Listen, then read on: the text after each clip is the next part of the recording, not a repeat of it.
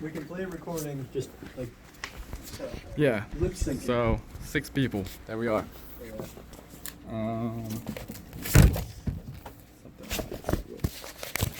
Have one of them hold it, Chief. Yeah. You hold that. Cool. All right. So everybody, listen up. What I'm about to tell you could apply to you. I think it will apply to you. It's going to apply to most of you. So typically when I get to a new unit, you know I'm relatively new here, I do a visual observation to get an idea what this unit is like. So the things I look at is the motor pool, the placement of the vehicles, and most importantly, the soldiers. Now when I look at the soldiers, I look at your boots, I look at your uniforms, but I don't much pay attention to that because the regulations that cover the fitness of the boots and the uniform have pretty much gone out the window. We don't shine boots anymore, we don't press uniforms anymore.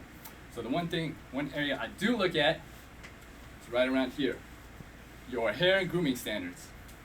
Now most of y'all don't realize that when you make your first impression, it isn't the first words that come out of your mouth, it's the first thing that I look at, and I look at your face. And when I look at your face, it tells me about 9/10 of the truth, 90%. So if you're able to maintain your grooming standards, the very basics that you're taught at basic training, then it tells me that you're the type of soldier who can conduct their job and pay attention to the details. The other 10%, obviously, is just soldiers who just train to look good. But again, first impression is 9/10 of the truth. Now, even though that the uniform standards have pretty much gone lax, I start to notice that amongst soldiers, your hair and groom standards also starting to become lax. And I hate for that to happen in this shop. So, being that you are not Generation Y, but more like the generation of Y, I'm going to explain to you part of the reasons of why we conduct hair and grooming standards. And hopefully by the end of the speech, you'll get a better appreciation for why we do these things. So parts of the topics that I'm going to cover is the tactical reasoning, the tradition of good order and discipline, and of course, exemptions to the rule. Take away, have a seat, man. All right. So when this army was founded about 200 some odd years ago, a bunch of generals just didn't sit in a room and decide, okay, how is this army going to fight? All our good ideas come from the good ideas of armies past. And when it comes to hair and grooming standards, none of this is more truer than with the armies of Alexander the Great. If you don't know who Alexander the Great was, he was a Macedonian prince who forged an empire from Greece all the way to India. Now during those days, you were considered to be a macho man if you had long locks of hair and a full-on beard. But Alexander did something different with his soldiers. He made them cut their hair and shave off their beards. Now, to do so during those times was to be considered boyish, like pretty much sit in your basement, play video games, and not get a job. So one of the generals asked Alexander why he made them do these such things, and according to a 2016 excerpt from a book called Off With Their Beards, Alexander explained, "Don't you know that there is nothing more handier to grasp than a beard?" Now there must have been something to this rule because Alexander's empire lasted 15 years and not once did he ever lose a battle. Now since the development of firearms, obviously you could kill a man within more than arm's reach. And of course, hair and beard standards started to lax. This was true until about 1914 with the introduction of a new type of weapon, chemical gases. And the way we fight off with chemical gases is using the PRO-mask, the protective gas mask.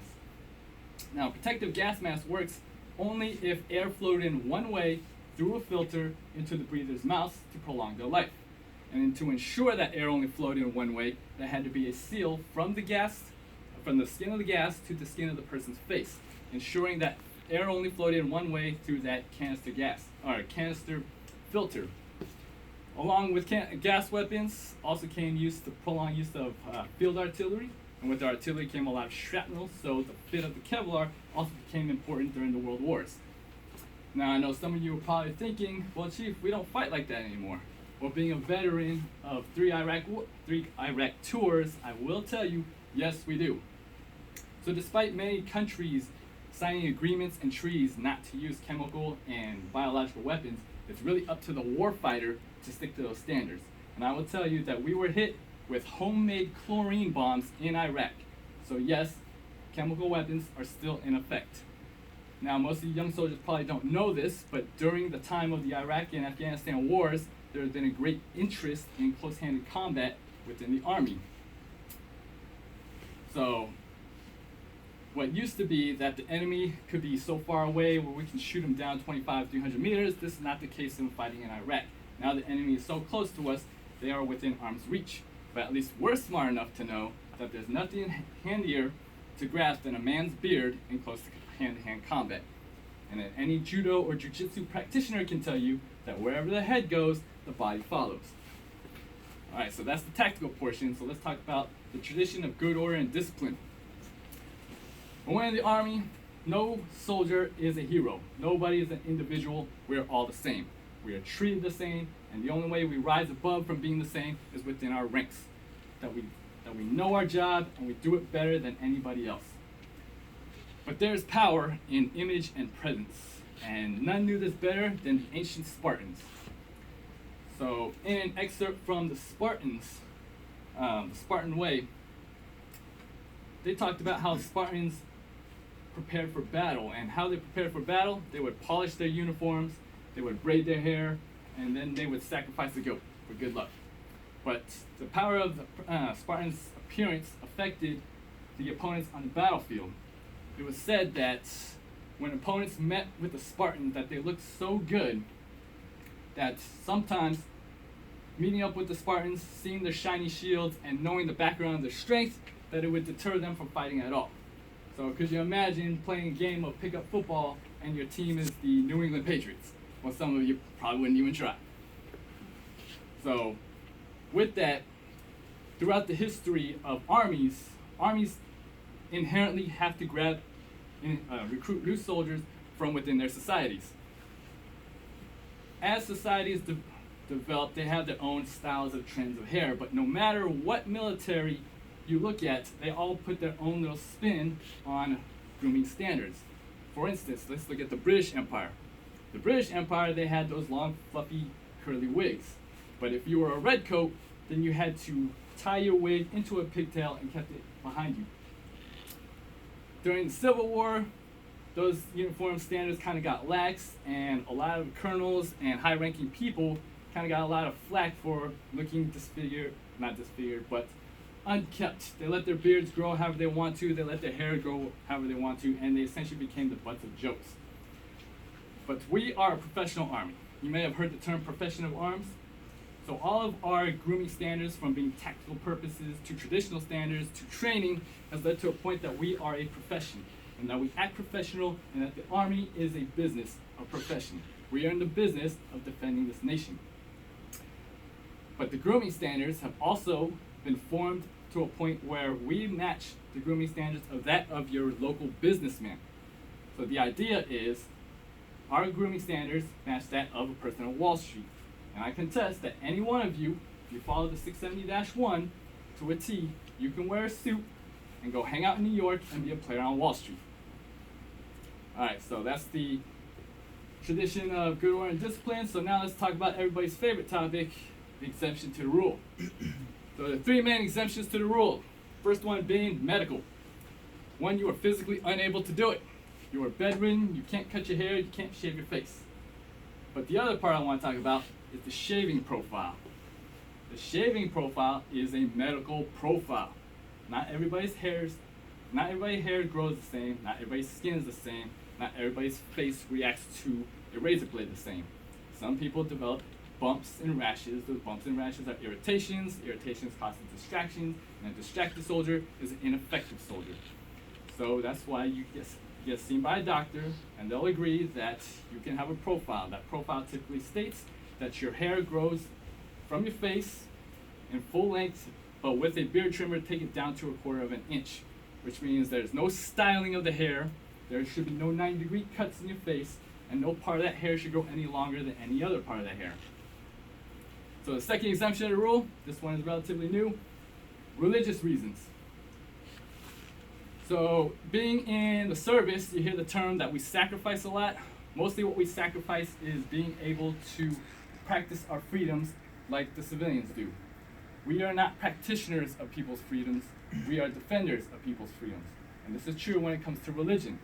But the Pentagon typically keeps religion out of our business, minus whatever the chaplain allows. Now, during the wars of Iraq and Afghanistan, we have inadvertently produced an image that the U.S.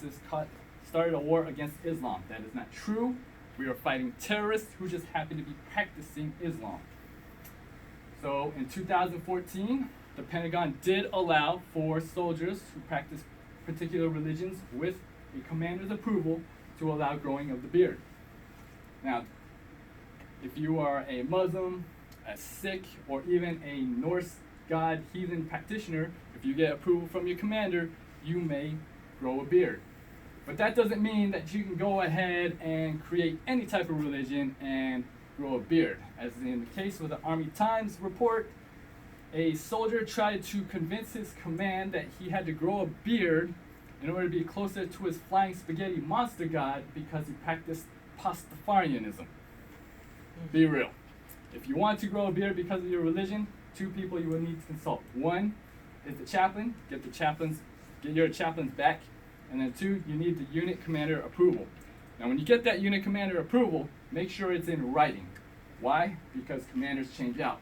And what the previous commander may have allowed, the new commander may not. But if you get it in writing, you have stronger backing to continue practicing your religion. Now, last exemption to the rule, duty calls. And this is specifically for special forces, special operation units, and rangers. So, in most countries, the military doubles as its police force. And in those countries, the civilians have a bias towards the police, just like how we might have a bias towards the police. And those special forces operators need to get the cooperation of local civilians wherever they are.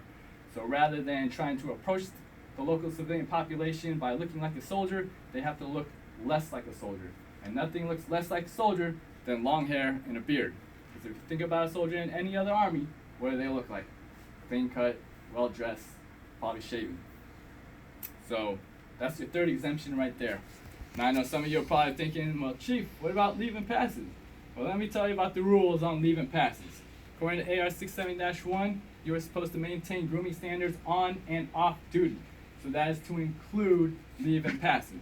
And even while you're traveling, your S2 might even give you a brief to do things to not act like a soldier, but they will not tell you to disregard the rules in AR 670-1.